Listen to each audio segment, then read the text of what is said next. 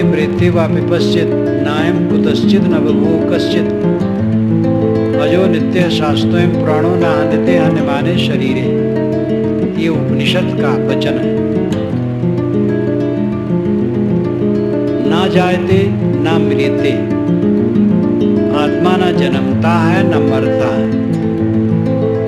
ना जायते मृत्यु वा विपश्चित, विपश्चित कहते हैं पंडित को, लेकिन यहाँ विपश्चित का अर्थ है ज्ञानवान आत्मा।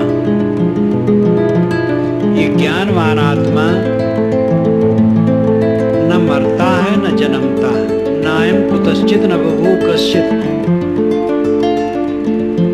ना अयम ना यह कुतश्चित किसी से बभूव पैदा होता है, कश्चित कोई, कुतश्चित और कश्चित, कुतश्चित किसी से, कश्चित कोई, ना बभूव नहीं पैदा होता है। ये आत्मा ना तो दूसरे आत्मा से पैदा होता है, न किसी परमात्मा से पैदा होता है, न जड़ तत्व से पैदा होता है। ये तो अपने आप है। नायम कुतश्चित न बभूव कश्चित, इस मंत्र की जान है इतना अंश। नायम कुतश्चित न बभूव कश्चित, जो अंशांशी की कल्पना है, ये संप्रदाय की बात है। ईश्वर अंश जीव अविनाशी, ये विशिष्टाद्वैत मत की बात है। वैष्णव लोग ही जो द्वैतवादी हैं इसको नहीं मानते हैं। ममैवांसे जीव लोके जीवभूत सनातनः, गीता में भी कहलवाया गया है कि जीव सब मेरे अंश हैं। ये भी विशिष्टाद्वैत मत जैसा ही है। जीव ईश्वर का अंश है, ये हिंदू समाज का एक संप्रदाय मानता है, सब संप्रदाय नहीं मानते। अयोध्या में ही रहने वाले वैष्णव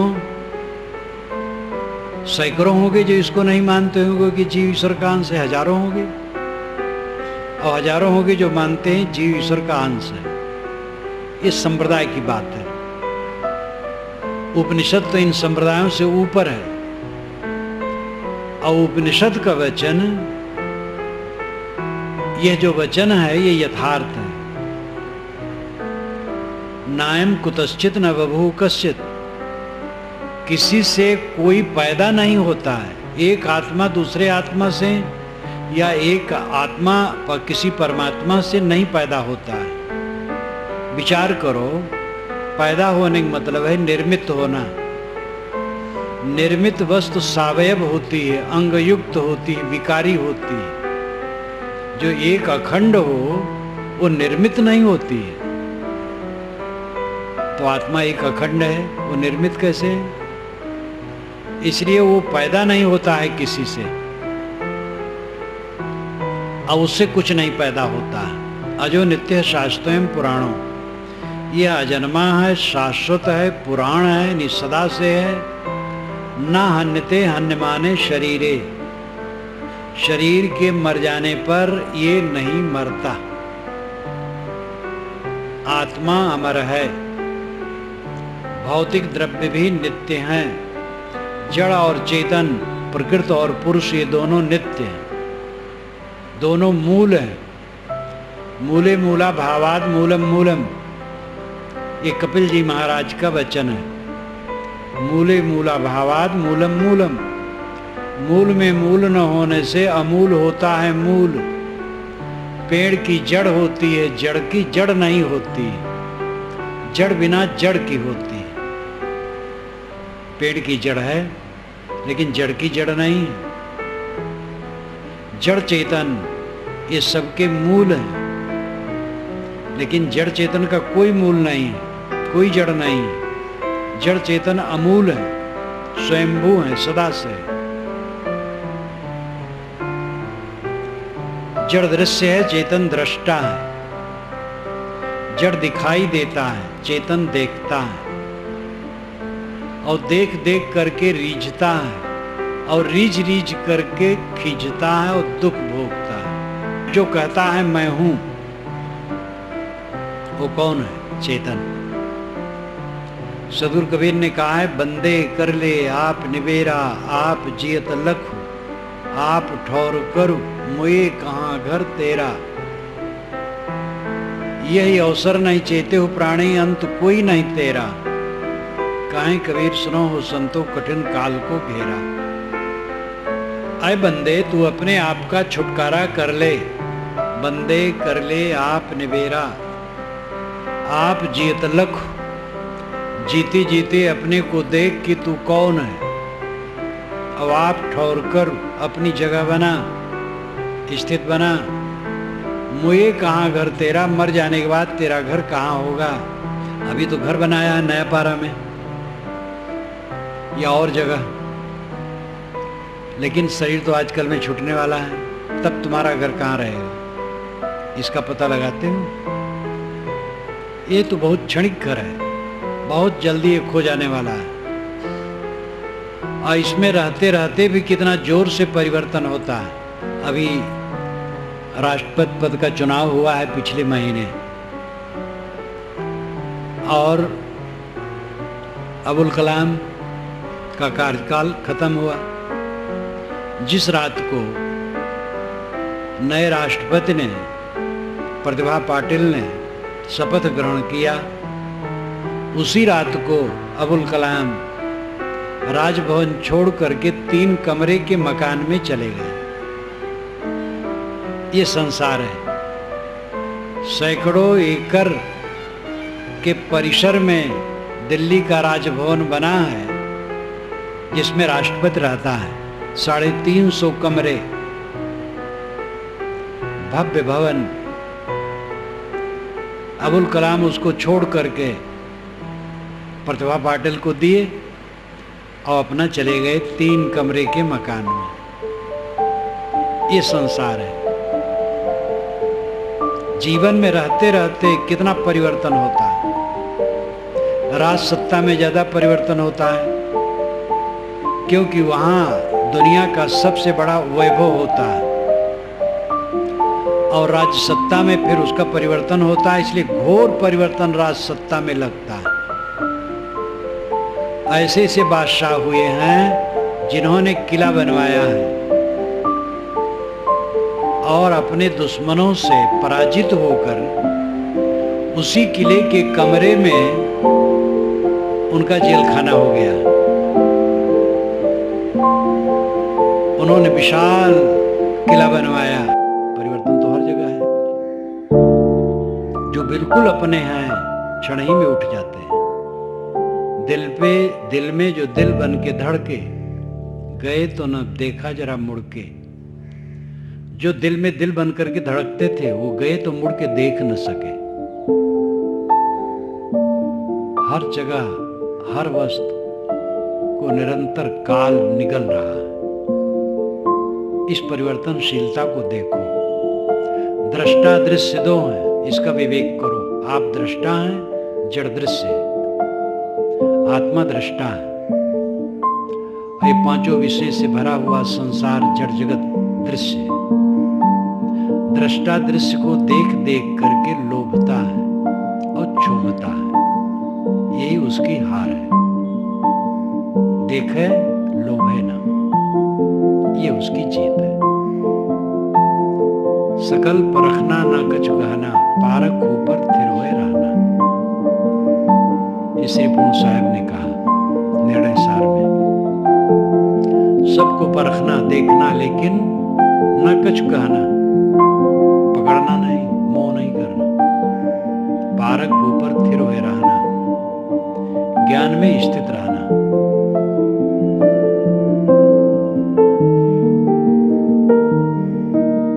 आध्यात्मिक ज्ञान का अर्थ यही है। अपने को पहचानो, अपनी तरफ लौटो। दृश्य जगत में उलझो ना। सब लोग अपने अपने शरीर की कल्पना करें, बचपना की याद करें। वो बचपना कहाँ गया? मैं अपने बचपना की एक चर्चा किया करता हूं। इतना ही टाइम था। मेरी उम्र क्या होगी आप कल्पना कर सकते हैं।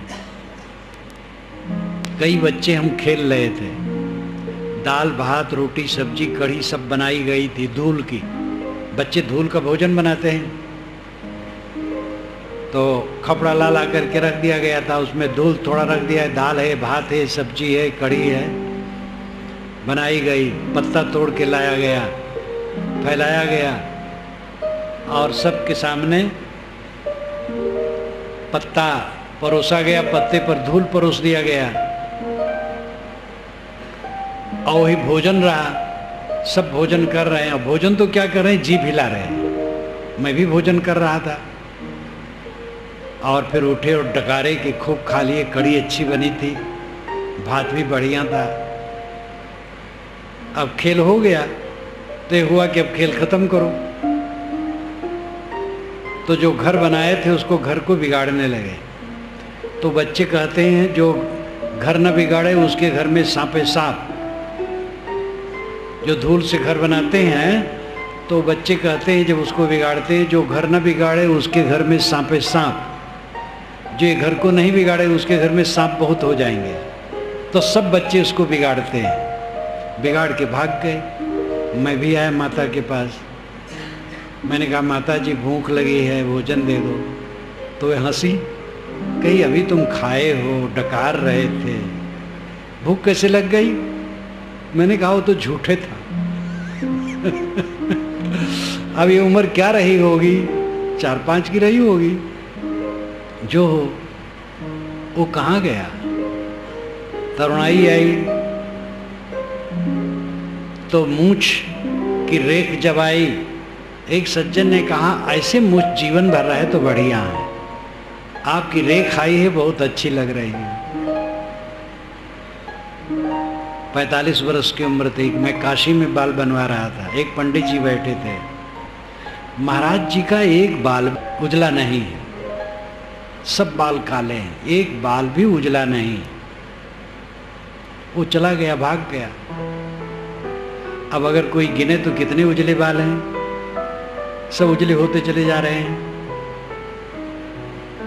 हमारा तो बुढ़ापा है, हमारा नहीं बुढ़ापा, शरीर का बुढ़ापा है। क्या रहता है? बचपन से आज तक जितने मित्र मिले, जितने सहयोगी मिले, उनमें से मैं खोजने जाऊं शायद कोई मिले। बहुत लोग तो चले गए संसार से, कुछ लोग हैं तो पता नहीं कहाँ कहाँ, नाम तक याद नहीं, पुराने मित्रों का नाम याद नहीं। मेरे एक मित्र का नाम याद है पाठशाला का, भल भल, उसका नाम था भल भल। और इसलिए याद है वो पढ़ते पढ़ते मर गया था, 12-14 वर्ष का रहा होगा, मर गया। बड़ा सज्जन था, इसलिए उसका नाम याद है और किसी का याद नहीं। सब कुछ काल की आग में निरंतर पकता है। यहां सच क्या है? सच मैं हूं, जो कि मैं इन परिवर्तनों को देखता हूं और अपरिवर्तित रहता हूं। इसी प्रकार मैं कहने वाले जितने हैं सब सजाती हैं, वे सब सच है। आत्मा सच है। मैं आत्मा हूं, आप भी मैं हैं, आप भी मैं हैं। आत्मा सच है। अब आत्मा के सामने जो कुछ पसारा है वो बदलता है, स्थिर नहीं। और उसी को हम पकड़ने में कस के लगे, पानी की बुलबुली को पकड़ करके स्थिर रखना चाहते हैं।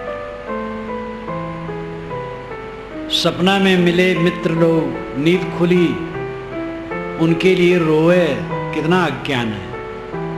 सपने झूठ होते हैं, ये सपने भी झूठ हैं, थोड़े दिन के लिए सच लगते हैं। पीढ़ी दर पीढ़ी भागती चली जा रही है, सब खोता चला जा रहा है। हमें जगने की जरूरत है। दुख कहाँ है? दृश्य को देख देख करके रीझना और खींचना, यही दुख है। दृश्य को देख करके रीझना नहीं, खींचना नहीं, यही अपनी स्थिति है। रीझ खींच दोनों बंद। रीझोगे तो खींचोगे, जितनी मात्रा में रीझोगे उतनी मात्रा में खींचोगे, और जितनी मात्रा में नहीं रीझोगे नहीं खींचोगे। धन्या खलु महात्मानो मुनयः सत्य सम्मता जितात्मानो महाभागा येषां नास्ता प्रिया प्रिय। ये सीता जी कहती हनुमान जी से लंका में, प्रथम मिलन में वाल्मीकि रामायण में आता है। हनुमान जी ने राम जी की चर्चा की। पहले तो सीता जी को विश्वास नहीं हो रहा था, एक ऐसा प्राणी है सामने आ गया। धीरे धीरे विश्वास हुआ तो व्याकुल हो गई सीता जी, दुखी हो गई। उसी बीच में ये श्लोक आता है, बहुत मार्मिक है। धन्या खलु महात्मानो मुनयः सत्य सम्मताः जितात्मानो महाभागा येषां नास्ता प्रिया प्रिय। वे मुनि जो सत्य में लीन है, जिनको न कुछ प्रिय है न अप्रिय है, मननशील हैं, आत्मरत हैं, आत्मलीन हैं, धन्य है। वे सोचती हैं कि हम कहीं मन लगाए हैं, दुनियादारी में फंसे हैं, इसलिए रो रही हैं, दुखी हैं। वे संत धन्य हैं, मननशील धन्य हैं, जिनको न कोई प्रिय है न अप्रिय है, न मिलने की चिंता न बिछुड़ने की चिंता, सत्य में स्थित हैं, आत्मा में लीन है, वह धन्य है। ये सीता जी के मुख से निकलता है। धन्या खलु महात्मानो मुनयः सत्य सम्मताः जितात्मानो महाभागा येषां नास्ता प्रिया प्रिय। दुख से छूटना चाहो, आसक्ति छोड़ो। जो दिखाई देता है उसमें लोभ मोह न करो, विवेक से बर्ताव करो। जीवन जीने का मतलब है अनासक्त होकर के जीना।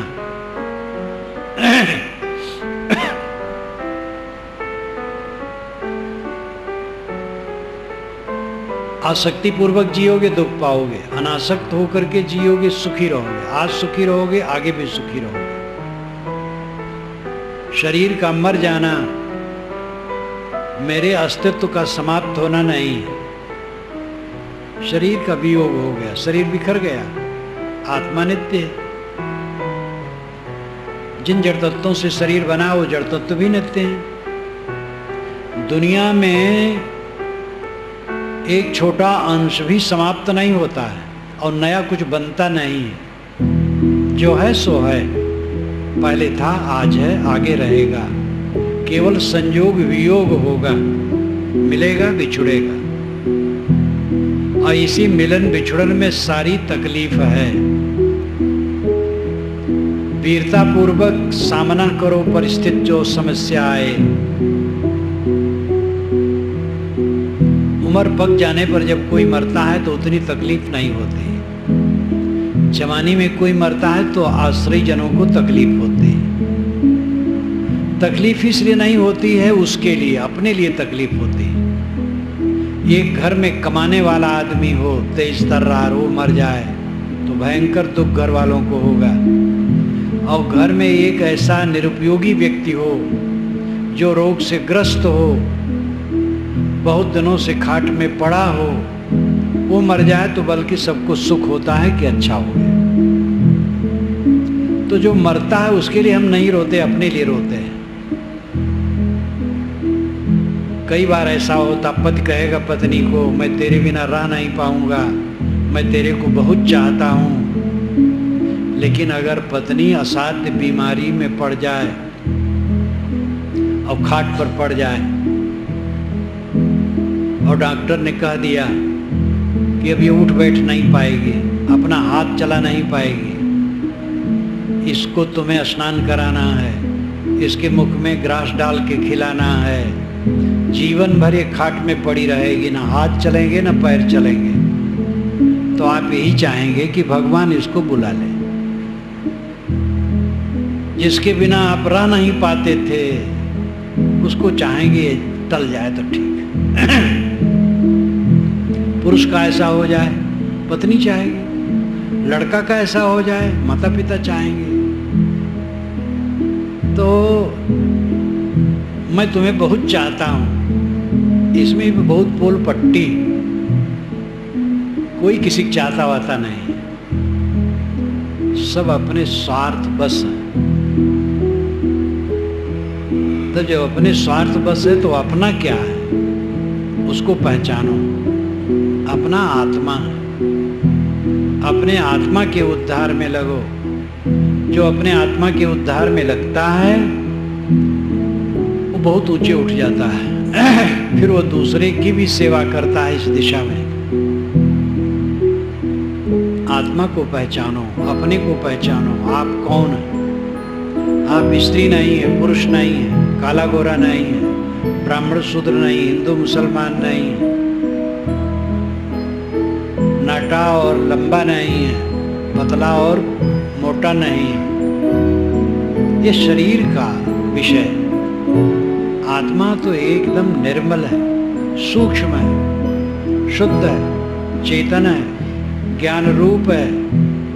उसमें कोई पाप नहीं, कोई ताप नहीं, कोई क्षय नहीं, कोई पीड़ा नहीं, कोई संताप नहीं। जो आप हैं, आप में कोई ताप और पाप नहीं, आप में कोई दुख नहीं है। आपने अपने को न समझ करके दुख बटोरा है, अविवेक से दुख बटोरा है।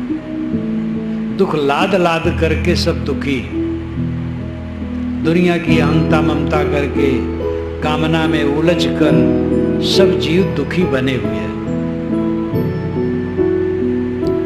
अविद्या की निवृत्ति होने पर कल्याण की प्राप्ति होती है। अविद्या की निवृत्ति करो। अविद्या है असत में सत का आभास। शरीर असत है, इसमें सत का आभास।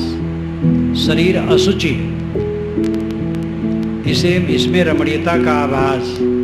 शरीर जड़ है, इसमें आत्मा का आभास कि मैं शरीर हूं। शरीर तो अनात्म है, शरीर रहने वाला नहीं है, लेकिन इसको लित रखने की इच्छा, ये सब अविद्या के लक्षण हैं। इस अविद्या का त्याग, शरीर की नश्वरता को देखो, आत्मा की अमरता को समझो। शरीर हाड़ जाम का थैला, टट्टी पेशाब की पोटली, हड्डी की झोपड़ी, बीमारियों का घर है, उद्वेगों का घर है, नासवान है। और जब तक संसार में रहता है तब तक ठोकरें खाता है। चपरासी से लेकर राष्ट्रपति तक, प्रधानमंत्री तक, सबको ठोकर खाने। देहधारी कोई बचता नहीं। सामान्य से लेकर पूज्य तक सबको ठोकर खाना है। यह तन काचा कुंभ है, माह किया रही बास। कबीर नयन उघारिया, नई जीवन की आश। ये कच्चे घड़े के समान है जिसमें आप बैठे। नेत्र खोलो, यहाँ रहने की ज्यादा आशा मत करो। जो समय मिला है उसमें अपने आत्मा का कल्याण कर लो। अपने मन को सबसे छुड़ा लो। अपने मन को चारों तरफ जो फंसा फंसा के रखे हो मोह माया करके, उससे निकालो। आदमी जितना अविद्या और माया में ग्रस्त होता है उतना वो पाप करता है। जितना अधिक महत्वाकांक्षी होगा उतना वो क्रूर और कुकर्म करेगा। जिसकी महत्वाकांक्षा कम होगी वो उपद्रवी नहीं होगा। महत्वाकांक्षा एकदम शून्य हो तो जीवन मुक्त स्थित है। क्योंकि जीवन मुक्त के लिए, ज्ञानी के लिए दुनिया में कुछ ऐसी वस्तु ही नहीं है जो पाने योग्य है। पाने योग्य तो आत्मा है और नित्य प्राप्त है। और क्या पाना है? ऐसी चीज की लालसा करे जो आज है और कल नहीं है, अभी अभी मिले और अभी भी खो जाए। जब नचिकेता ने यमाचार्य से कहा, कठोपनिषद में एक कहानी आती है कि महाराज मुझे बताइए आत्मा क्या है। तो उन्होंने कहा ये मत पूछो, ये बड़ा गूढ़ विषय है, इसको छोड़ो, राज ले लो, स्वर्ग ले लो, ऐसे पुत्र पौत्र ले लो जो 100-100 वर्ष जिए। ये सब की जब रचना हुई है तो करोड़ों अरबों वर्ष जीने की कल्पना नहीं थी, ईमानदार थे लोग। वेदों में हर जगह 100 वर्ष जीने की कामना की गई है, कहीं कहीं सरदा शतात कहा गया है, 100 वर्ष से ऊपर। 100 वर्ष से ऊपर भी कुछ लोग चले जाते हैं। सदगुरु कबीर 119 वर्ष 7 महीने 22-23 दिन रहे। अभी जयपुर के एक मियाँ जी हैं, ये 138 वर्ष के हैं। तो 100 से ऊपर कुछ लोग जाते हैं, 100 के अंदर अधिक लोग मरते हैं। ऐसे पहले भी था। वेद उपनिषद की रचना जब हुई है, ईमानदारी ज़्यादा थी। ये महाकाव्य और पुराण जब से बने, बड़ी चालाकी बढ़ गई। इनके पात्रों को करोड़ों करोड़ों अरबों अरबों वर्ष चिल्लाया गया है। राजा प्रिवर्त 11 अरब वर्ष राज्य किए। बताइए, राजा प्रिवर्त 11 अरब वर्ष राज्य करते रहे। काकभूषुंड जी एक ही आश्रम पर 27 कल्पों तक रहे। यहाँ सुनत मैं सुन खगईसा, बीते कल्प 7 अरुबीसा। 20 और 7 27 कल्प से मैं इसी आश्रम पर हूँ और हर त्रेता में राम की लीला देखता हूँ। आंखों देखा हाल। 27 कल्प 4 अरब 32 करोड़ वर्ष का एक कल्प होता है। 4 अरब 32 करोड़ वर्ष, ऐसे 27 कल्प। और काकभूषुंड शब्द वाल्मीकि रामायण में नहीं है। काकभूषुंड है ये नहीं जिनकी इतनी महिमा की गई अरबों वर्ष जीने की। तो ये पुराण और महाकाव्य जब से बने, चालाकी बहुत बढ़ गई और ये गलत गलत निर्देश खूब दिए। अच्छी बातें भी कहें, लेकिन गलत सूचनाएं समाज में बहुत फैलाए हैं। इसलिए महाकाव्य और पुराण जब पढ़ें, बड़े सावधानी से पढ़ना चाहिए। विचार, चिंतन, विवेक रखने की जरूरत नहीं, भटकोगे। तो यमाचार्य ने कहा, नचिकेता, ऐसे ऐसे बच्चों को मैं तुम्हें दूं जो 100 वर्ष जिए। सुंदरी स्त्रियां ले लो, राजकाज ले लो, लेकिन ये मत पूछो आत्मा क्या है। नचिकेता ने कहा, महाराज, तब तो मेरा प्रश्न ज्यादा मूल्यवान हो गया। आप सब कुछ दे करके आत्मज्ञान नहीं देना चाहते, इसका मतलब वो सबसे कीमती है, मुझे वही चाहिए। ये स्त्रियां लेके क्या करूँगा? थोड़ी देर में वो बूढ़ी हो जाएंगी, मैं बूढ़ा हो जाऊंगा, सब मिली हुई वस्तुएं छूट जाएंगी। कौन विवेकवान है विषय का चिंतन करते हुए जीना चाहेगा? ये कितना मार्मिक वचन है। कौन विवेकवान है जो विषय का चिंतन करते हुए जीना चाहेगा? विवेकवान चाहेगा निर्विषय मन, निर्मल मन। महाराज, ये जितना धन दौलत, अप्सराएं आपने नाम लिए, सब अपने घर रखिए, मुझे तो बताइए ये आत्मा क्या है। तब यमाचार्य ने कहा, नचिकेता, जिन सांसारिक भोगों से लोग मोहित हो जाते हैं और भटक जाते हैं, उसका तूने तिरस्कार किया, इसलिए तू वैराग्य वृत्ति वाला है, अनासक्त है दुनिया से, तू आत्मा के ज्ञान का अधिकारी है।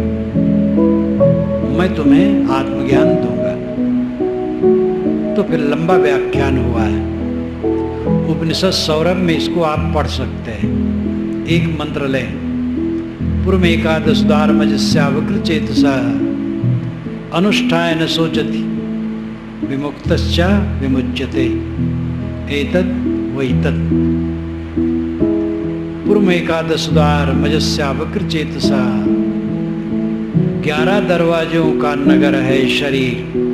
2 आँख, 2 नाक, 2 कान, ये 6, मुख 7, टट्टी और पेशाब की जगह 9, कपाल गुहर ब्रह्मरंध्र 10 और पेट में नाभि, ये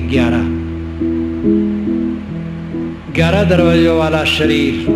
इसमें ये नगर है। इसमें कौन रहता है? पूर्व में एक आदर्श द्वार में जस्यावक्र चेतसा है। इसमें एक अज अवक्र चेतन रहता है। इस 11 दरवाजे वाले शरीर रूपी नगर में एक अजन्मा, शाश्वत, अविनाशी, सरल, शुद्ध चेतन आत्मा रहता है। अनुष्ठाय न सोचत।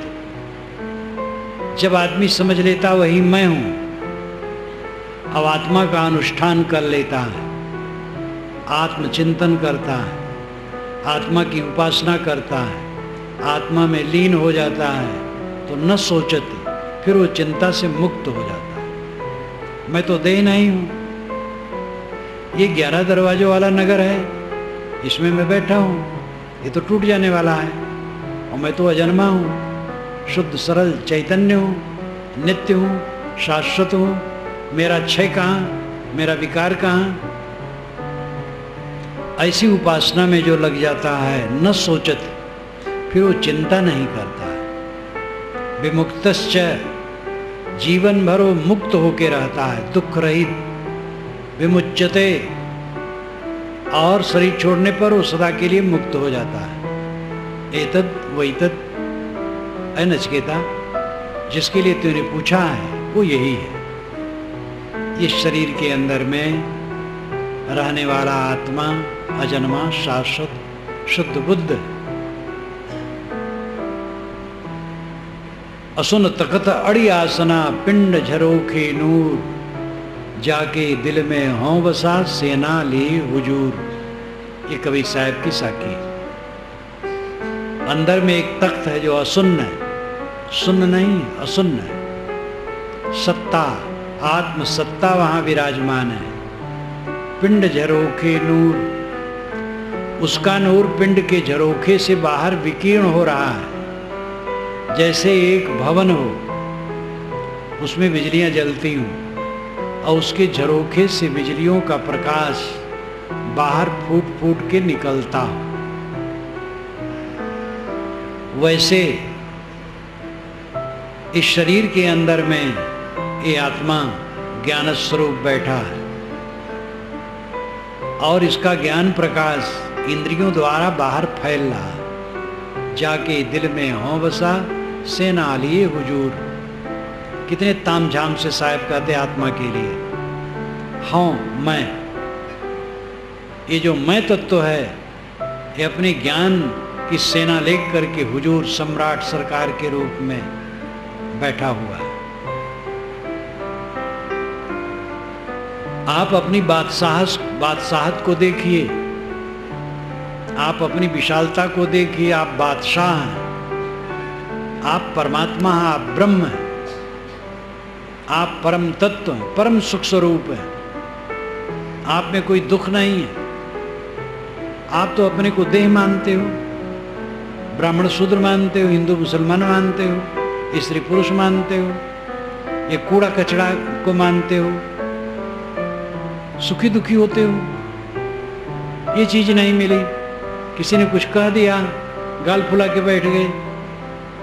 कहने दो कहने वाले को, हवा का झोंका है, आता जाता है। कह दिया शरीर को, मेरे को क्या कहेगा? स्वामी राम तीर्थ को किसी ने गाली दी तो शिष्यों में हंसते हुए उन्होंने कहा, आज राम गाली पाया, मैं खूब खुश हुआ। वो अपने को संक्षेप में राम कहते थे, राम तीर्थ स्वामी। तो कहते राम तीर्थ ये शरीर का नाम है, इसको गाली दे तो मेरा क्या नुकसान हुआ? शरीर मिट्टी का लौंदा है और इसका एक काल्पनिक नाम है। ना मैं वो नाम हूं, ना मैं वो देह हूं, दोनों नहीं हूं। मैं तो कुछ और हूं। मेरे पास तक गाली नहीं पहुंच सकती है, मेरे पास तक पांचों विषय नहीं पहुंच सकते हैं, मेरे पास तक हानि लाभ कुछ नहीं पहुंच सकते हैं। क्या हानि हुई? यहाँ क्या अपनी हानि है? जब आप जन्मे थे क्या लाए थे? 1.5 फीट का मांस का लौंदा लेके निकले थे माता के पेट से। वो लौंदा बढ़ता चला गया और उसके किनारे और चीजें इकट्ठी होती गई और उसको समझते गए आपकी है, और छूट रही तो तड़फड़ा रहे हो। ये अविद्या का परिणाम है। ये देह धरने का तो एक ही फल है, जीवन भर दुख से मुक्त होके रहे। आप क्यों चाहते हैं कुछ सुख के लिए, और सुख मिलता नहीं। आज से 2300 वर्ष पूर्व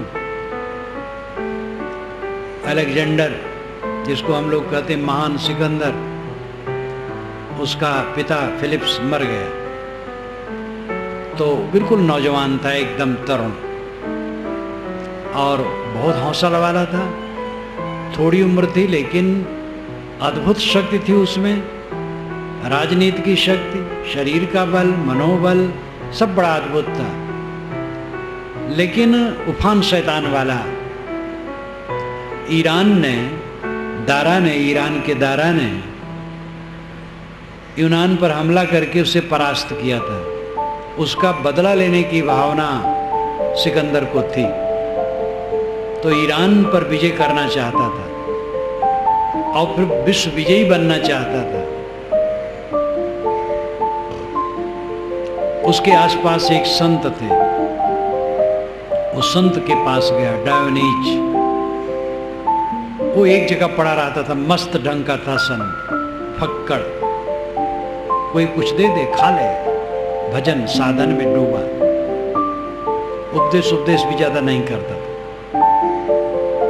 एक बार एक दार्शनिक आया डायोनीज से मिलने के लिए, तो डायोनीज सूखी रोटी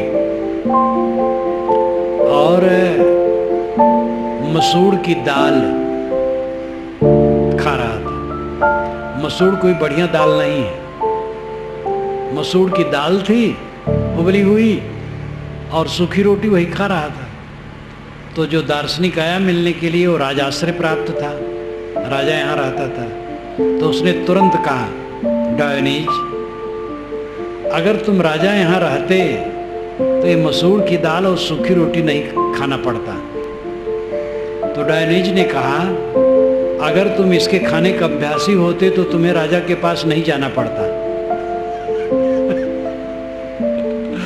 तो डायोनीज ऐसा वैसा थोड़े था, तो महावैरागवान पुरुष था, जिसको वैराग का सुख जच गया है, उसको कोई भटका सकता है। सिकंदर गया अपने मंत्रियों के साथ और कहा, महाराज मुझे आशीर्वाद दीजिए, मैं विश्व विजय में निकलना चाहता हूँ। डायोनीज ने कहा, विश्व विजय करके क्या करोगे? कहे, तब सुख से रहूंगा। डायोनीज ने कहा, मैं तो सुख से हूं, आ जाओ मेरे पास। तो बेचारा स्तब्ध रह गया। जो राजकाज चाहता है वो साधु के पास पड़ा रहेगा। तो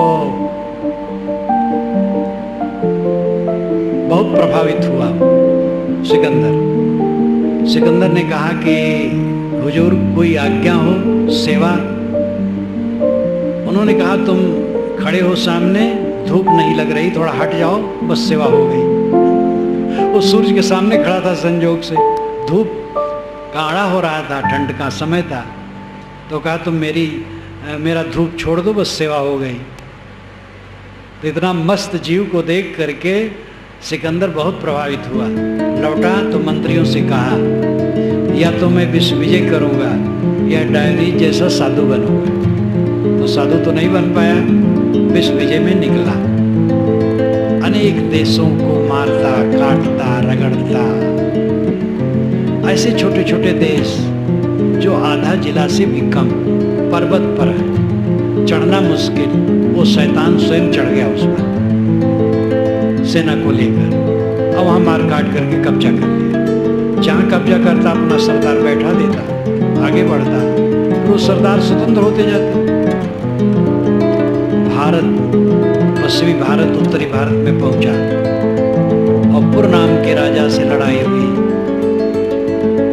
पुर हारे, लेकिन अंत में उनकी सेना थक गई थी।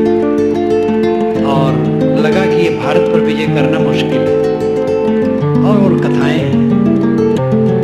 वहीं से वो लौटा, पुर को दे दिया जो जीता होता था बहुत हिस्सा, और लौटा, लेकिन उसकी शैतानियत की रास्ते में चलते हुए भी जो देश मिले उन पर विजय करता हुआ चल रहा था, और एक जगह वो घायल हुआ और मरा। शक्ति उसकी अद्भुत थी, रचनात्मक होती बड़ा मंगल होता, विध्वंसात्मक शक्ति थी, सबको तबाह किया और अपना तबाह होके मर गया। नाम लिखा गया, इतिहास में पढ़ाया जाता है, महान सिकंदर नहीं शैतान सिकंदर। शक्ति उसकी अद्भुत थी, लेकिन शक्ति का दुरुपयोग था। तो उसमें एक बात ये महत्वपूर्ण, डायनी ने कहा जब तुम विश्व विजय कर लोगे तब क्या करोगे? तो कहे तब सुख से रहेंगे। तो कहे मैं सुख से हूं, आ जाओ मेरे पास। सुख से रहना जीवन का फल है। सुख से कैसे रहोगे? जब मंत्री बन जाओगे, ऐसी बात है। गुरु बन जाओगे तब सुख से रहोगे, महंत बन जाओगे। मंत्री बनने के लिए लड़ाई होती है और गुरु बनने के लिए लड़ाई होती है। यहां तक धोखा देने वाले होते हैं महंती के लिए, हत्याएं तक कहीं कहीं होती हैं। धर्म क्या करे? धर्म का जो आचरण नहीं करेगा तो धर्म क्या करेगा? सब ऐसे नहीं होते हैं। ऐसे संत होते हैं जो गुरु नहीं बनना चाहते, महंत नहीं बनना चाहते हैं, वैराग करना चाहते हैं, लेकिन खोटे तो हर क्षेत्र में हैं। न तो गुरु बनने से शांति मिलेगी, न महंत बनने से, न मंत्री बनने से, न और कुछ बनने से। निर्मल मन होने से शांति मिलेगी, सच्चा सुख, सच्चा राज, स्वराज। जिसका मन निर्मल है वो स्वराट है और सम्राट है। स्वराट का मतलब अपना राज्य, सम्राट का मतलब संपूर्ण राज्य। जिसका मन निर्मल है, संपूर्ण राज्य है उसका। बड़ा सरल तरीका है बादशाह होने का। सब आप बादशाह हो जाओ, निष्काम मन के हो जाओ, निर्माण मन के हो जाओ, जहां रहो बादशाह हो। आपका नुकसान कभी कुछ है ही नहीं। क्या घट गया? ये दुनिया की वस्तुएं टूट फूट गई तो टूटने फूटना है। प्रिय का वियोग होना, अप्रिय का संयोग होना है, शरीर का जीर्ण होना है, साथी बराती का छूटना है। सारी वस्तुएं जो मिली उनको बिखरना है। इसको कोई पकड़ करके रोके रख सकता है? बिगड़ा क्या? आपका कुछ बिगड़ नहीं सकता, आपका कुछ विनश नहीं सकता। आपका नुकसान तीनों काल में कहीं कुछ है नहीं। अज्ञान से मान रहे हो कि मेरा नुकसान हो रहा है, मेरी हानि हो गई। हानि लाभ दो देह की झूठे, निज को जानी अमरते। ये विशाल देव की पंक्ति है। जब अपने अमर आत्मा का बोध होता है और इस बोध में साधक निरंतर जीता है, तो देह के हानि लाभ दोनों झूठे लगते हैं। क्या हानि हुई, क्या लाभ हुआ? बचपन से कितनी हानियां हुई और कितने लाभ हुए, वह स्मृति में भी नहीं है। कुछ कुछ मोटे मोटे हानि लाभ स्मृति में आते हैं, बाकी सब भूल गए। और जो शरीर छोड़ दिए, उनके हानि लाभ उनके शरीर के साथ चला गया। ये तमाशा है संसार। अपने आत्मा को पहचानो। आप अजर अमर अखंड शुद्ध बुद्ध निर्मल है। आप में बाह्य कोई लक्षण नहीं, केवल ज्ञान मात्र है। शाश्वत है, सदा है, दुखहीन है, सुख स्वरूप है, आनंद कंद है। अपने को पहचानो, अपने में लौटो। मन मस्त हुआ फिर क्यों बोले? हीरा पायो गांठ गठियाओ, बार बार वाको क्यों खोले? हल्की थी तब चढ़ी तराजू, पूर्व भया तब क्यों तोले? सुरत कलारी भई मतवारी, मदवा पी गई बिन तोले। हंसा पायो मान सरोवर, ताल तलैया क्यों डोले? तेरा साहेब है घर भीतर, बाहर नैना क्यों खोले? कहत कबीर सुनो भाई साधो, साहेब मिल गए तिल ओले। मन मस्त हुआ फिर क्यों बोले? जब मन अपने में मस्त हो गया तो विवाद क्यों करे? बोलने के यहाँ साहब नहीं रोके हैं कि बुलबे न करे। वाणी मिली है, उसका उपयोग करो, कम बोलो, विवेक से बोलो, मीठा बोलो, सत्य बोलो, हितकर बोलो, कम बोलो।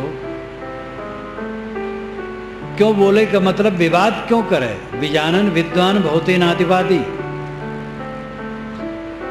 ये भी जमाचार्य ने नचिकेता को समझाते हुए कठोपनिषद में कहा, विजानन जो अच्छी तरह से जान लिया है, विद्वान ज्ञानी, बहुते नातिवादी, वो अतिवादी नहीं होता, बड़बड़ कर बात नहीं करता।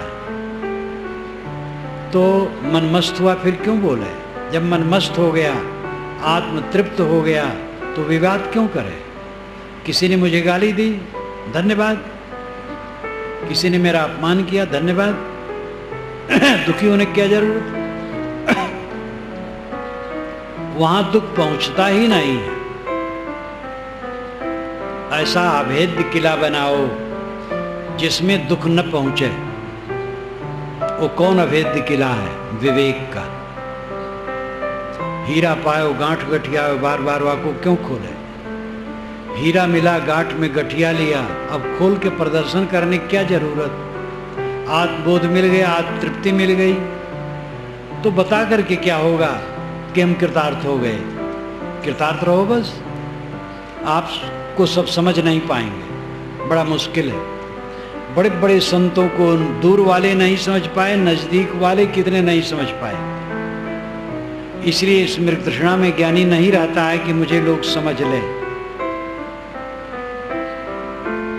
हीरा पायो गांठ गठिया, बार बार वाको क्यों तोले? हल्की थी तब चढ़ी तराजू, पूर्व भया तब क्यों तोले? जब आदमी हल्का रहता है तब वो चढ़ा ऊपरी की बात करता है, ऐसी बात कुछ करता है कि जिससे सिद्ध हो कि मैं बड़ा हूं, दूसरा छोटा है। लेकिन जिसका मन तृप्त है, आत्म तृप्त है, वो तुलना में नहीं पड़ता। सब अच्छे, सब बड़े, हमसे तो सब बड़े, सबसे हम छोटे। अपने को सबसे पीछे नीचे किए बिना कोई मोक्ष नहीं पा सकता। अहंकारी जीव तो जलेगा। हल्की थी तब चढ़ी तराजू, पूर्व भया तब क्यों तोले? श्रुत कलारी भई मतवारी, मदवा पी गई बिन तोले। ये श्रुत कलवारी मतवारी हो गई, बिना तौले मदिरा पी गई। मन मस्त हुआ की बात है, इसलिए मदिरा का रूपक है। ये मदिरा क्या है? आत्म तृप्ति का, आत्मानंद का, आत्म सुख का। आत्मानंद में इतना डूब गया कि मन मस्त हो गया।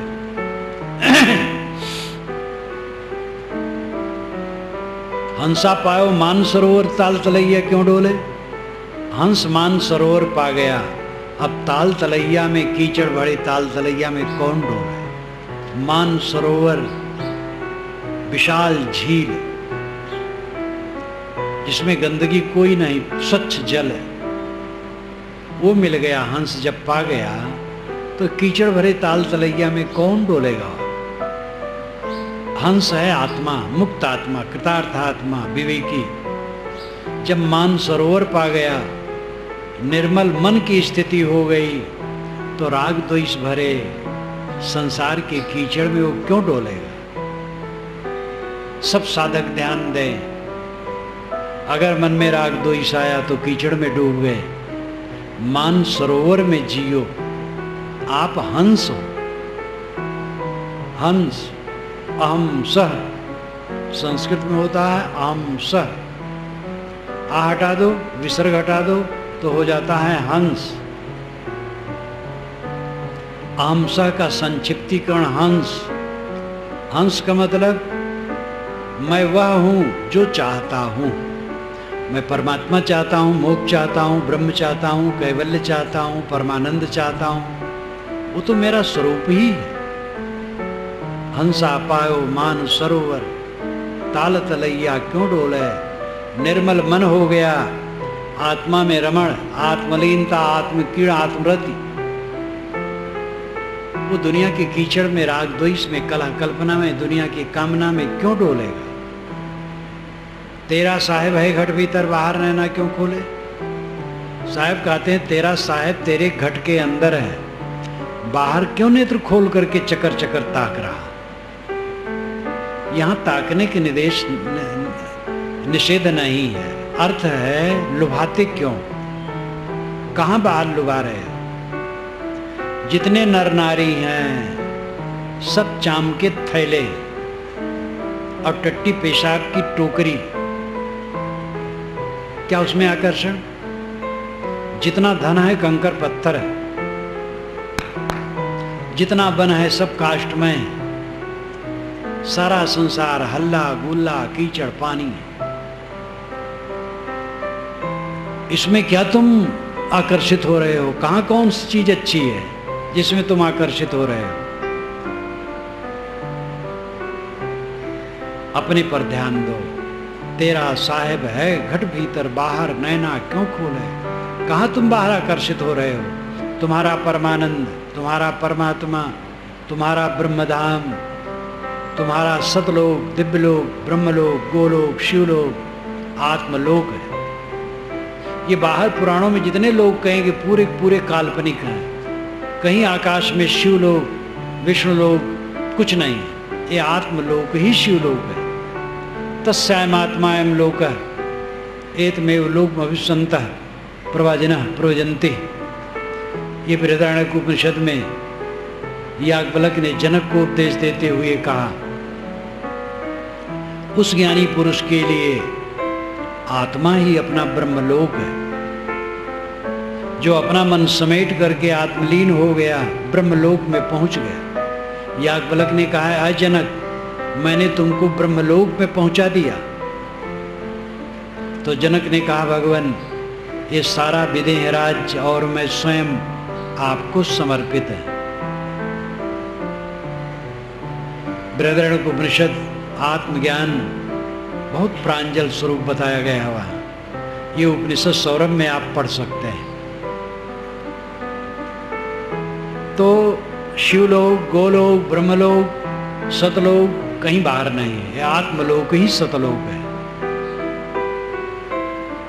सोने का खजाना भीतर है, बाहर नहीं है।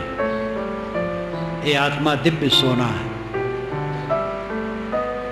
और ये खजाना अपने अंदर है, बाहर नैना क्यों खोले? तेरा साहेब है घट भीतर, बाहर नैना क्यों खोले? सगुण उपासना के संबंध में साहब ने कहा है, खुले नयन हंसे हंस पहचानो, सुंदर रूप निहारो। ये दोनों में विरोध नहीं। अगर आंखें खोलो तो सबको भगवत स्वरूप समझो, सब भगवान भगवती हैं, सबके साथ सुंदर बर्ताव करो। अब आंखें बंद करो तो तुम्हारा साहेब तुम्हारे अंदर है, अपने में तृप्त हो जाओ। कहत कबीर सुनो भाई साधु, साहेब मिल गए तिल ओले। कबीर साहब कहते हैं, साहेब स्वामी ब्रह्म परमात्मा तिल के ओट में छिपा था। बाहर खोज रहे थे, भटक रहे थे। गुरु ने बताया, लौटो अपनी तरफ।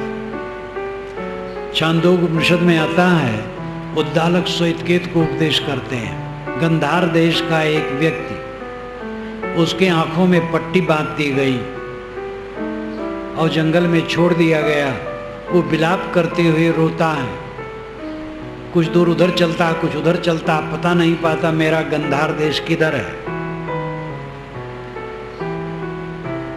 इतने में एक दयालु मिल गया, पट्टी उसने खोल दी, दिशा बता दी, तुम्हारा गंधार देश इस तरफ है। तो अपने गंधार देश को पा जाता है। ऐसे श्वेतकेतु तत्त्वमसि, वह तू है, बाहर मत भटक। सदगुरु मुमुक्ष के आंख पर पट्टी जो बंधी हुई है विद्या की, उसको खोल देता है और आत्मा की तरफ निर्देश करता है कि तू अपनी तरफ लौट, अंतर्मुख हो। तेरा परमात्मा, तेरा ब्रह्म, तेरा शिव तेरे अंदर है, तेरा स्वरूप है। मन मस्त हुआ फिर क्यों बोले? सब लोग मस्त हो जाओ, दुनिया की हान लाभ की चिंता न करो, सेवा करो, काम करो। जितना धान पान होगा अच्छा होगा। धान को जपने से धान होता है। मेहनत करो, निदासी बियासी करो, निदाई बियासी करो, खाद पानी डालो, रक्षा करो, सेवा करो, जितना हो उसको बहुत समझो। जो साथ में है सबके साथ सुंदर व्यवहार करो। जो उठ के चला गया हो रो ना, क्योंकि रोने से वो लौटेगा नहीं। सब कुछ टूटा फूटा है, पानी की बुलबुले की तरह सारा दृश्य बन बिगड़ रहा है। इससे अपने आत्मा को ऊपर रखो, निशोक निर्मोह अहम शुद्ध चैतन्य ज्ञान स्वरूपम। इस मंत्र की याद रखो, मैं शुद्ध चेतन हूँ, ज्ञान स्वरूप हूँ, अजर हूँ, अमर हूँ, अखंड हूँ, विलक्षण हूँ, प्रकृति से शुद्ध बुद्ध हूँ। आत्मा का ज्ञान जितना मजबूत होगा, विचार चिंतन ध्यान मनन से इसकी धारणा जितनी पक्की होगी, दुख उतना दूर होगा। नहीं तो दुख न दूर होगा। पैसा बटोरने से दुख नहीं दूर होगा, बहुत विद्या पढ़ने से दुख नहीं दूर होगा, बड़ा पद मिलने से दुख नहीं दूर होगा, बाल बच्चे बढ़ जाने से, शिष्य शाखा बढ़ जाने से, मठ मंदिर बढ़ जाने से, अब अनुगामी बढ़ जाने से दुख दूर नहीं होगा, मंडलेश्वर जगत गुरु बनने से दुख दूर नहीं होगा। दुख दूर होगा जब मन का मोह मिटेगा, आत्मा के ज्ञान में आलोकित होगा, अपने आत्मा में लौट आएगा, अपने आत्मा में तृप्त हो जाएगा, आत्मक्रीड़ और आत्मरत हो जाएगा। आत्मा ही से कीड़ा करेगा, आत्मा में ही लीन होगा, आत्मा में ही तृप्त होगा, उसको परमानंद मिलेगा। जीवन का ही फल है, यही ऊंचाई है। दुखहीन मन से